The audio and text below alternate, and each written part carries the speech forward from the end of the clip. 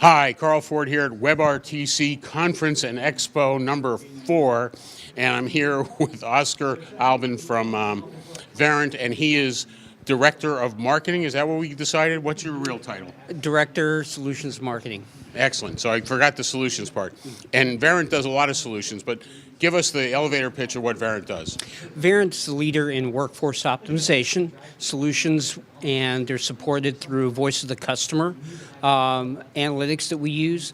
And we provide companies, small and large, with performance through analytics, identifying and actionable intelligence to make a difference in their organizations. So now, you've made some recent acquisitions. Can you talk to me about those acquisitions and what they did for you guys? Sure. The biggest one recently was the acquisition of Kana.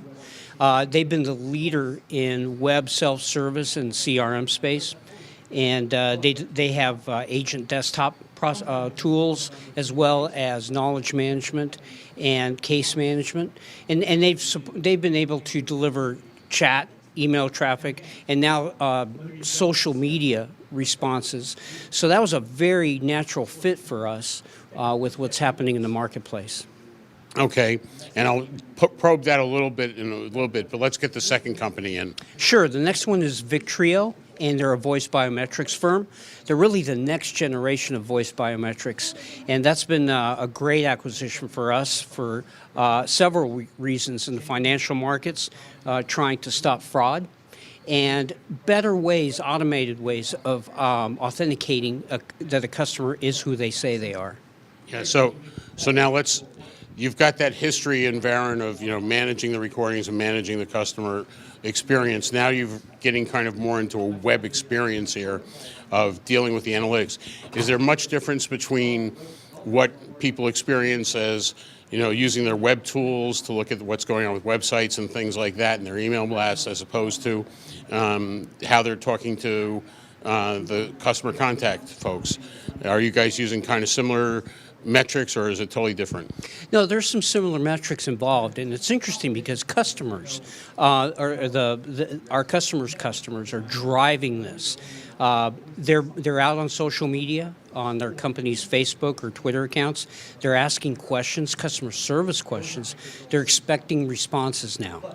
And just the way we use analytics in the traditional channels, such as voice, customers are wanting to use analytics on these text-based channels and social media to identify what are customers saying, what's the sentiment behind what they're saying, what are they asking, what are the trends. They're trying to get ahead of the curve. So it's the same concept using analytics in those areas. Okay, and in our conversation, one of the things you talked about was the fact that sometimes customers are clueless about what there's really going out in the web. You want to talk a little bit about discovery and what you're helping them find out? Yeah, it's interesting. The voice of the customer is very strong now. They have a freedom they never had before. And so they're saying a lot of things about companies that companies don't know about. We had an example where a company wanted to find out, in comparison to their competition, what were customers saying about their experiences on the website. And this was just public knowledge on the web, and through our analytics tools, we were able to gather that information quickly, and to their shock, the experience that customers were having on their site was the worst of all. And their concern was, well, maybe we're driving customers to our competitors as a result of this. So it was very informative information for them. Okay, now speaking about informative, different verticals need different information. Are there any particular verticals right now that you guys are surfacing very well? I think within the financial markets, which include banks, even insurance companies, there's a lot of activity with those groups. We also see a lot in the telcos. And also in healthcare, with everything happening with healthcare, and even retail. Those are big verticals for us. Okay, and some of this stuff impacts like workflow. Do you find yourself being asked to help with like process reengineering and that kind of stuff? We do. We're asked to find out where the process breakdowns are, and a lot of this comes through what customers are saying, what they're saying about their experience. For example, there's a trend right now where customers are going to self-service sites first.